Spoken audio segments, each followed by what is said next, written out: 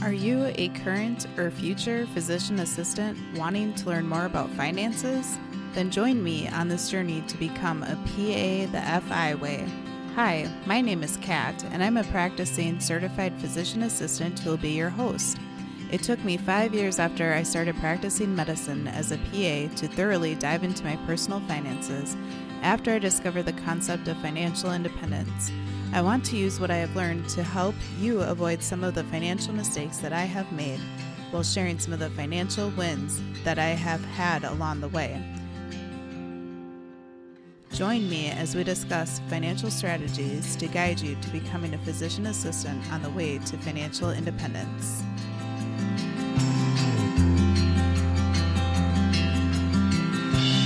Welcome back, everyone, to the PA the FI Way podcast. I'm your host, Kat, and today we have two very special guests on the show today.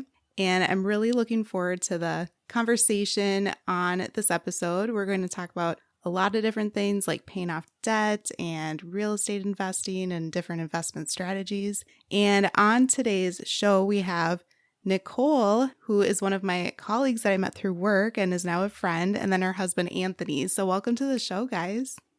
Hi. Thanks for having us. Yeah. Would you guys mind introducing yourselves and tell the listeners a bit about yourselves? So I'm Nicole, and you kind of already said we know each other through work. So I work in outpatient psychiatry. I've been there for about 2 years. And then prior to that, I was in pain management. Yeah. And I'm Anthony. I am a part owner of a landscape company, the CEO of the company. We're parents of 3 young boys and just always working our way through our FI journey. Nice. Awesome. Very cool. And then, Nicole, how long have you been working as a PA? And then what do you enjoy about your current specialty or your past specialties that you've been in as well? Yeah. So I've been a PA. I graduated PA school in 2016. So 6 or 7 years? You kind of lose track after a while. I was in pain management for about 4 years until I transitioned to outpatient psychiatry. I really enjoy outpatient psychiatry, getting to know the patients and kind of helping them in a really low point in a lot of people's lives, but then also getting to follow them through their mental health journey and kind of seeing how they evolve is really cool and kind of special. So I really enjoy that. Yeah, certainly. I agree with that. People will share their stories, and sometimes they're really sad and tragic, but it's amazing how a few visits later they can be a completely different person, or they tell you that they feel like themselves again. So it's certainly very rewarding. Yeah. And then, Anthony, tell us about the landscaping business. What made you get into that type of career, and what do you enjoy most about your job? I guess I got into it more by accident than anything else. I was working in construction related. I was doing gutters for about 5 years, and then I needed to make a switch. And it was work-life balance and that sort of thing. And I actually wasn't even looking to get into the trades per se, but I got kind of talked into it by the owners who are now co-owners with me in the business. And I really enjoy what I do now within the business, which is budget planning, bigger picture things, problem solving. I don't actually have to run the excavator and do the shovel work anymore, but I do a lot of the future planning, which is a lot of fun. Sure. Very interesting. And then how did you guys meet as well, if you don't mind sharing? So we met in an undergrad. We both went to Bemidji State University. For your fellow Minnesota followers. We met the first month of undergrad and started dating, and then got married after undergrad. And then funny story, I got in PA school and left him here in Minnesota for 2 years while I went to PA school out on the East Coast. So, yeah. Nice. By the time she graduated PA school, we had been married, living apart longer than we had been married together. Wow. So. Yeah. Yeah, I can imagine that was really challenging. One of our other friends and colleagues, that was kind of the similar situation where they, had just gotten married before PA school, and I can imagine that'd be really difficult to be living in a separate state while you're going through all the stress of PA school as well. Yes. Oh. Yeah. Well, let's talk about your debt-free journey. Do you mind sharing kind of how you tackled your student loans, and did you have a lot of other debt that you guys were working on? Just share some of your story about your student loan and your debt-free payback. Yeah, so I had to refresh myself actually. Of course, my husband could pull up these numbers. He knew immediately how much we had and what we paid off. I had to refresh myself. So we had $242,000 of debt when we decided to tackle our student loans. 190,000 of that was student loans, which included majority of that was my PA student loan. So I think it was 160 or maybe $165,000 of PA loans. And then the rest was our undergrad combined. Sure. And we had a $16,000 car loan and then $36,000 worth of construction loans. So we had done a small project on our house and some other things that we had taken out some loans for.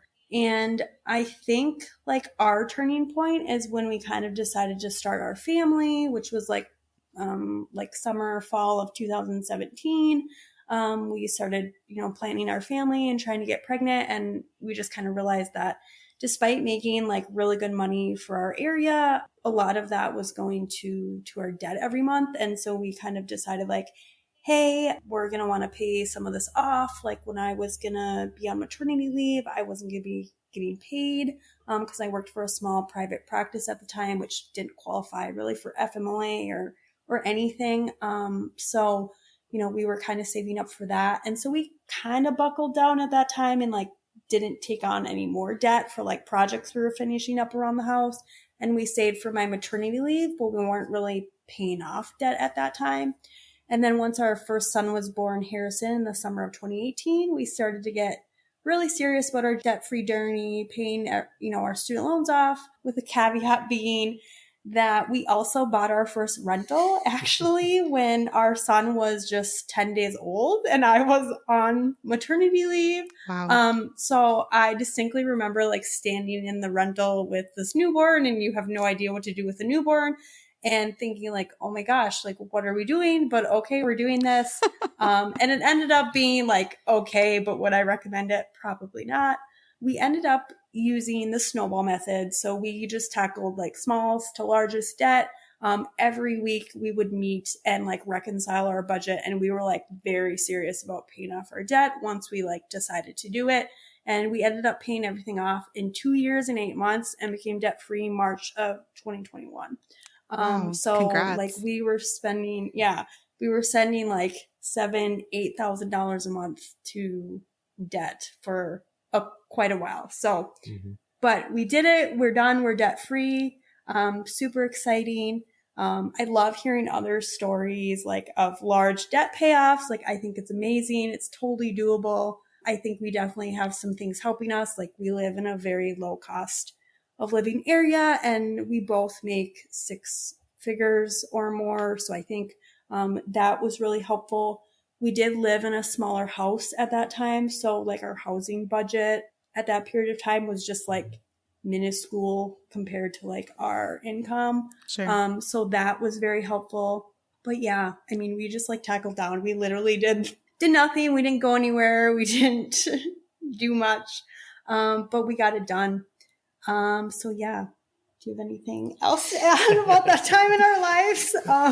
Yeah, it was just it was a big goal we had together, and so being on the same page. Once we decided to pay it off, we didn't do much else. We did actually buy a couple rentals during the period of becoming debt free, but that's about all we did as far as investing went during that time. Yeah, like you mentioned, I think you mentioned we paid it off in 2 years and 8 months, $242,000. So that's about all we could afford to do at the same time. We had 2 kids during that 2 of the 3 we have. Wow. I did forget that too, that during that period, I was not working for 6 of those months because I worked for the same company. At the time, we had our second child. So I, again, didn't get a paid maternity leave. There was no FMLA. There was nothing. So yeah, that was kind of on us. And then we did have our second child January of 2020. So as everyone knows, that was during COVID. And so actually during my maternity leave was when COVID happened. And so I really didn't know if I had a job or if I was returning to a job or really what was going on. And so I remember, just being thankful that we had kind of paid off what we had because at least our expenditures were lower. Wow. Yeah, no kidding. That's an amazing story. You guys pointed out how you started with this very large amount of debt, and then you had a lot of things working in your favor. You both have good careers. You live in a low cost of living, and you also were just really diligent and had the priority of paying off your debt, even when you had things vying for your money, like new kids in your life, right? But let's go back a little bit about those rentals. What made you guys choose to want to start trying to invest in real estate and owning rental properties? And then tell us about your experience with that as well. So I'll defer to Anthony for these because that was definitely like his dream or baby, I guess. Like he really wanted to do it. He went down a rabbit hole with it. I was just like, all right, sounds cool. We can do that. Yeah. Well, we started we've been budgeting for a long time, but we weren't really doing much with the budget other than just kind of skirting by until we decided to become serious and pay off debt. And at the same time, we both kind of had some dissatisfaction with our careers at the time, even though we were making good money and building a family and all that type of thing. We started looking towards the financial independence, and real estate is a very common method of how people build what they call passive income and become debt free and independent from their job. So that was kind of partially the dream with the real estate. And, at my previous employment, being unhappy, I started specifically reading a lot of business books. I think Robert Kiyosaki's Rich Dad, Poor Dad was one of the first books I read on that journey. And, he's a big proponent of real estate investing. So, and then I started following Bigger Pockets podcast and some of these other ones that are very good resources. And we just started crunching numbers and it made sense. We were able to find a really good deal. And while Nicole was, she mentioned 10 days into her maternity leave, we decided to buy our first rental, and we actually used the money we saved up to cash flow her maternity leave as the down payment for the rental. Wow. And then we were still able to cash flow the maternity leave, and we ended up, financing the money back out. So we ended up having $0 in the first rental long term anyway after 3 months. So. All right, that was kind of what started the real estate is just how can we speed up our exit from these careers and speed up our debt-free journey. Sure. So it sounds like these were long-term rentals, and how many of them did you guys have?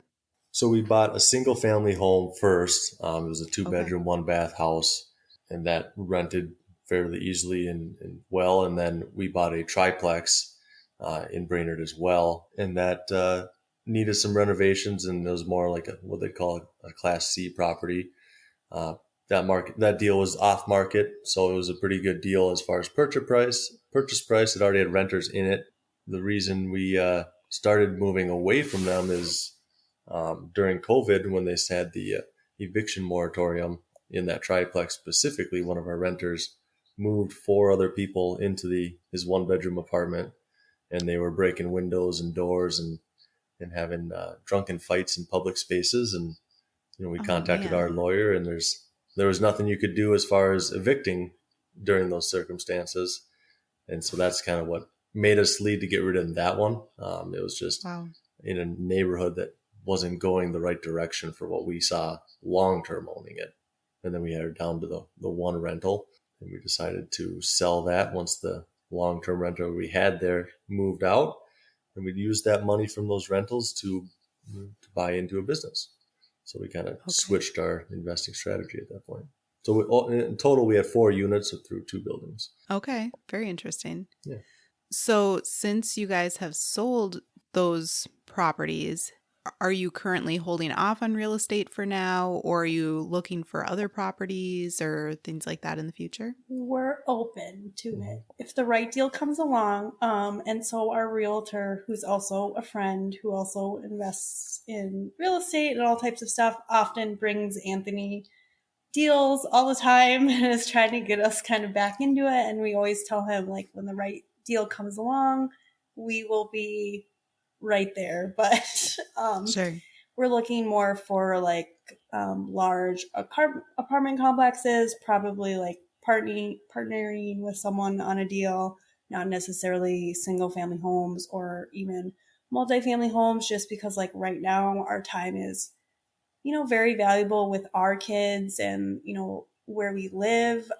Like the rentals would be, at least 30 to 40 minutes from our home. So if something were to happen, like traveling to deal with that problem, like it's just not like very feasible for us right now. It's not ideal, but yeah. if we got something where we can have a managed property with a partner sort of thing, 30 to 60 units in one deal, that's more what we've looked at.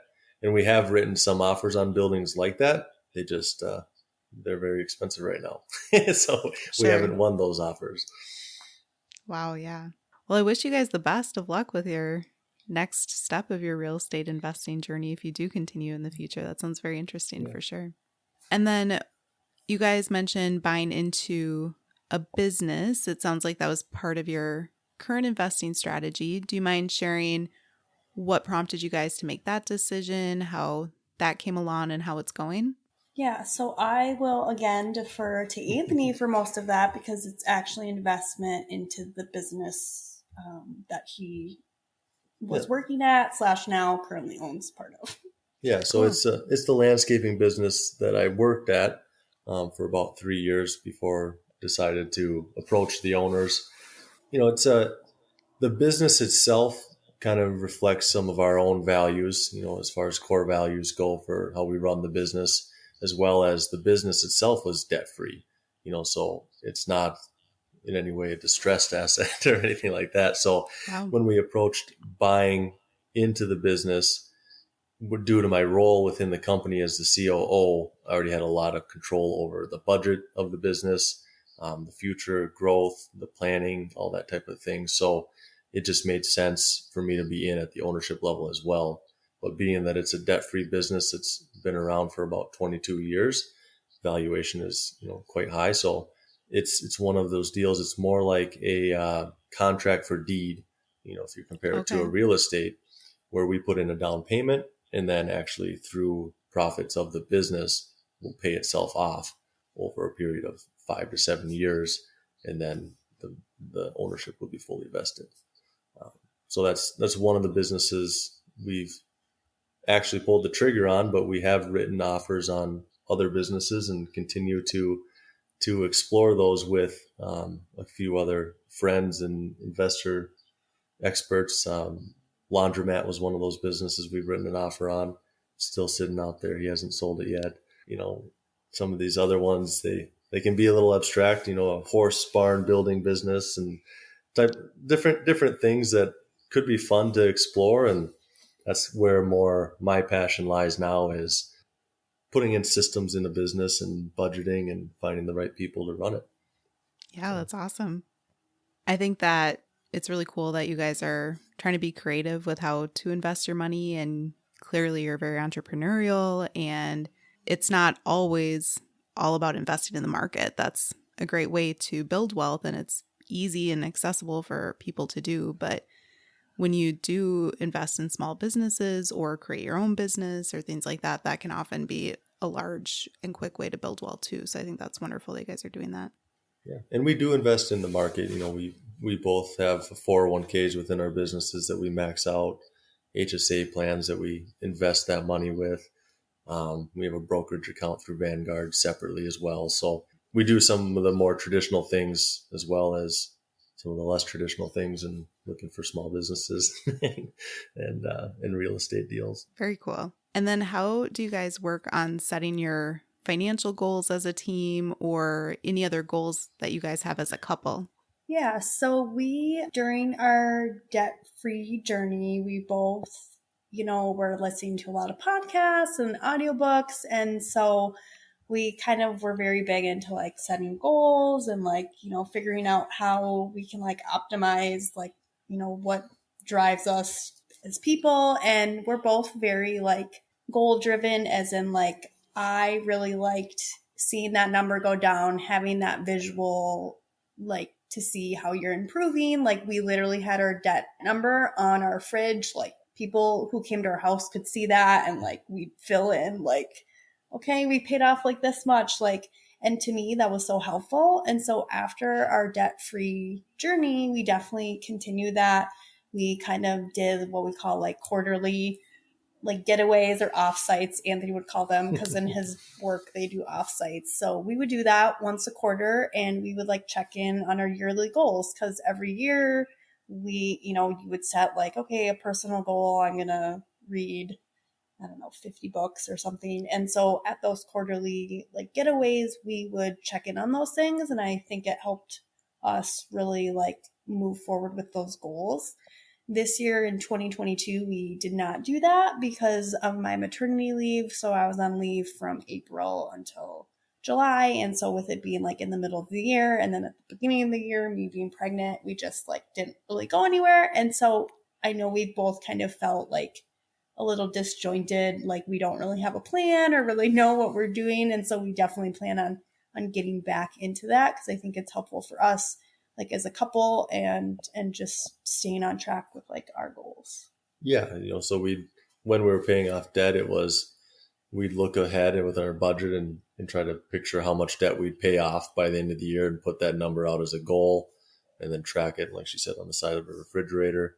And then even the past couple of years since then, we still meet, it used to be weekly for the budget, but because it's less of a priority because the debt's gone, we meet monthly, review where we were at on the month for the budget, kind of where we're at for travel savings, things for the kids. And we still budget in Christmas gifts and everything every month, and have a sinking fund for a lot of different stuff that we track, which we find, a lot of people say they don't want to do a budget because it's restrictive, but we find it's a lot easier to spend money with when you have a budget and you have that permission to, get a massage once a month or whatever it is that's in our budget. And it's just like less stressful. Like, so for example, I drive like 30 miles each way to work every day. And like 2 weeks ago, my like tires started becoming flat. And I was like, oh man, like what's going on with my tire? I probably hit a nail. And you bring it in, they're like, oh, yep, we can patch it. No big deal. But then they call us and they're like, oh, hey, we can't fix this, and went through whatever the side. It's not fixable. You need 4 new tires. So that's a quick $1,200, on a all-wheel drive like SUV. And, we had a car maintenance fund. So like, it's like, do I really want to spend $1,200 on tires? No, but we have the money here. Just get it done. Okay, no big deal. You move on. Like, I mean, takes the stress out of a lot of those type of emergencies. Yeah, totally. Yes, I agree that emergency funds, or often sinking funds, or any type of money that you're just saving for these things aren't fun to put money in, and it's not fun to spend that money, but it really does help with the stress, right? Mm-hmm. Yeah. And then can you guys clarify with your quarterly check-ins, are you guys saying that you often literally 4 times a year go on like a small trip together, vacation, or can you describe that a little bit more? Because I think that's really fun. Yeah. So like, okay, so when we did it in 2021, we still own the rentals. So we were like, hey, we're going to go on these offsites, and then we're going to, say, we did talk about the rentals. We talked about our plans and goals and what we were going to do with that. So we use that as a business expense, but we also use it as like a mini getaway. So like, for example, one time we went to the Duluth area. If anyone is in Minnesota, you're familiar with that. So we went there. Another time we went to another town just like 30 minutes away from us. We went to Wisconsin. Yeah, one time. So, I mean, we went on like staycations pretty much for the weekend without the kids. The grandparents would watch the kids. And we would kind of just talk about where we wanted to be as a family, where we wanted to be with our investments and our rentals. our career goals. Yeah. And so for the first getaway in January, that's when you set the goals for the year, build all your visuals and whatever it is. And we'd bring those with us on those quarterlies and see if any of them needed to be updated or changed, or if we're missing a certain goal, and, kind of recommit to those. And that's kind of how we approach it. Very businesslike. But at the same time, I absolutely love that idea, because I think that it helps because you guys have something to look forward to. It's more of a fun process and hopefully a little bit more relaxing versus if a couple doesn't have something like that in place and they don't talk about finances often, it could be a way more stressful and heated conversation where you're like, you don't want to talk to them about money unless you're upset about something with your finances, right? And that's not healthy to communicate that way. Yeah. And like I would say, I mean, we would spend a small majority of the time talking about like finances. I would say probably like 20%, if that. The rest of it was like really time to just reconnect, with each other, like without having the kids around, and kind of just have like a little staycation. And so it was really nice to be able to do that. We both work really stressful areas, healthcare, and then, kind of A lot of mental stress. Yeah, a lot of mental stress in our jobs. Yeah. So it was kind of nice to reconnect and go from there. So yeah. Super cool. I really like that. And then let's go back a ways. When did you guys first learn about financial independence, and what do you enjoy most about the concept, and what are your ultimate visions and goals for your guys' futures? So I think, like a lot of your guests, of course, I like re-binged your podcast when I was preparing to be on this. Well, thank you. I think I just stumbled upon it like when we were in our debt-free journey, because I started following a lot of people on Instagram who were also in their debt-free journey. So Prescription and Paychecks, Debt-Free Mom, like Sunny in California, like some of those accounts that aren't even around anymore. Like I remember when Prescriptions and Paychecks like paid off her student loans. Like, I mean, and I remember some of these people had massive amounts like me, and it was so motivating. And then of course, because you like followed them, it would also recommend like some other people. And so I'd be following these people and I'd be like, what are they talking about, this FI or FIRE? And then, I stumbled upon like White Coat Investor. And I think at the same time, like Anthony was kind of being introduced to the same thing through Bigger Pockets. And so we were kind of like, drinking the Kool-Aid, but at different times. Kind of found it in our own ways, but then through our good relationship and communication, we started talking about it as a goal. It all kind of happened around the same time of us planning to have and having our first child. So that's kind of when the priorities shifted from you can put up with, working 80 hours a week sort of thing to, oh man, I really don't want to do this until I'm 65 or whatever most people do. So, yeah.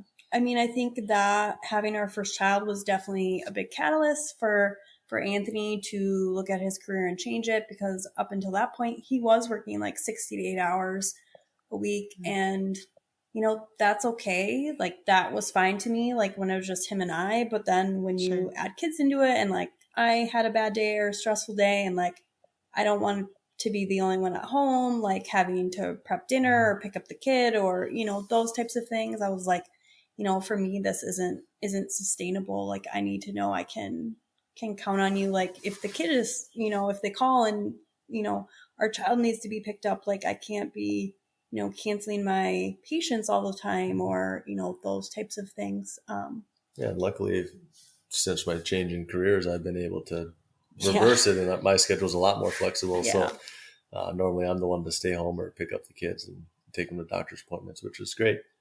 But I think, as far as our FI journey has changed as far as what the goal is, especially buying into the place where I work, changed my mindset from, hey, we want to be able to live off of our real estate investments by the time we're 35 or whatever the goal was, to I just want to be able to have the flexibility to spend time at home and do the things we want. Don't want to be stressed out about, if we have to replace the tires on a random Tuesday before my sister's wedding, or that type of stuff. It's just more freedom of the stress from day-to-day life and the money, and more, I think either one of us would probably be bored if we didn't have any kind of job to spend time on. Yep. But where we've gone with being debt-free and the investments we have, we're able to have a lot of the flexibility we want out of our financial independence journey. And once we hit that FI number, we'll probably continue to work just because we enjoy it at that point. Awesome. Very cool. Well, thanks so much for sharing that information. And if some of the listeners are where you guys were a few years ago with a large amount of student loan debt or a lot of other debt going on, and they're trying to get where you are today, what are some pieces of advice that you guys would have for them? I would say it's totally doable. Find your like cheerleaders. Like I remember, like we would tell our family and even like our friends who are similar ages to us, and we all kind of had undergrad debt or some type of student loan debt, and they were like, "Oh, you're doing what now? Like, what are you doing?" And so I guess like that, I think, is why I found like Instagram, like the debt free like community in Instagram, like so supportive, because like it was just this thing that people didn't really talk about or do. It was just kind of thought like, oh, I took out these loans and now I'm going to pay on them for like 20 years or whatever it is. And that's just like going to be my life forever. But it's totally doable, especially now. And I know it's ending, but the like 0% interest now that's been going on for like over 2 years now, like is insane. Like, and I think now with like the student loan forgiveness, I think I heard like only like, what was it? Like 1 point something% of people continue to pay on their loans during this time. Like, Wow. we definitely capitalized on that. And I mean, yeah, so I mean, that started in 2020 and we became debt free like a year later in March of 21. But I mean, those remaining loans that I had were my largest loans because we did the snowball method, if you recall. So my largest loans were last. So my last 4 loans were $20,000 each. And I think the final year we were paying off debt, we paid off like $100,000. So It's amazing. I mean, yeah, you can do it. And I'm not saying like you have to be as like, like focused as we were, but I mean, it's totally doable. And I don't want to say we like, like neglected things and like, we're, extreme couponing or anything like that, but we were like intentional with like our meals. Like, we still had a small eating out budget. We still had a small personal budget apiece, when we were very serious about paying debt, even just $50 a month that we could each spend on whatever was kind of, like that's about where we were. And for the time it was just fine. Things changed now that we're past that part of the journey. For me, it was a lot of, I told everyone. I mean, I told people at work, I told friends, like random people. Family, I talk about our debt-free journey and budgeting and all that type of stuff to a lot of people, because I know for myself and Nicole, we're both, have a little bit more of the people pleasing tendencies.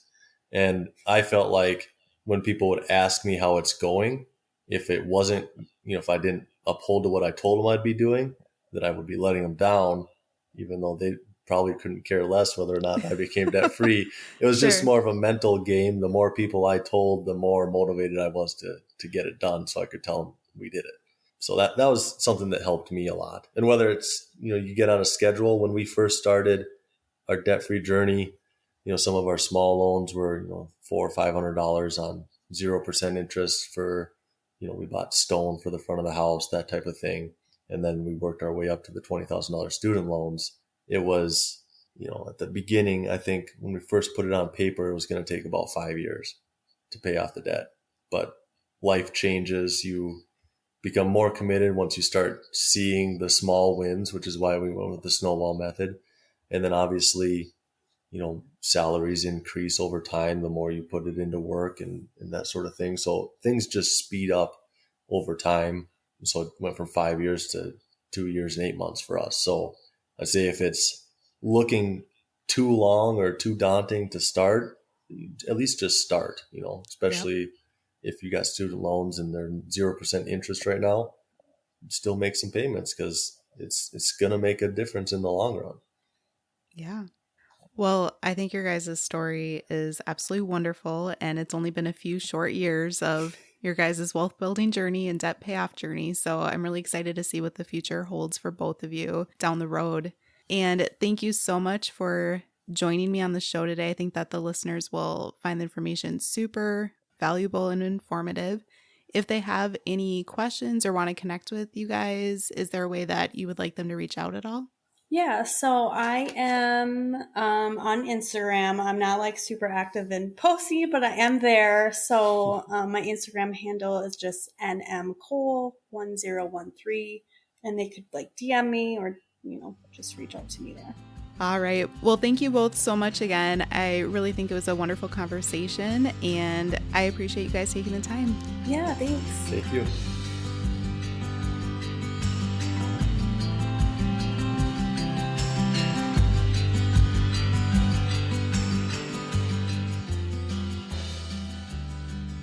Thank you for tuning in, and I hope that you decide to continue to join me along this journey of becoming a PA the FI way.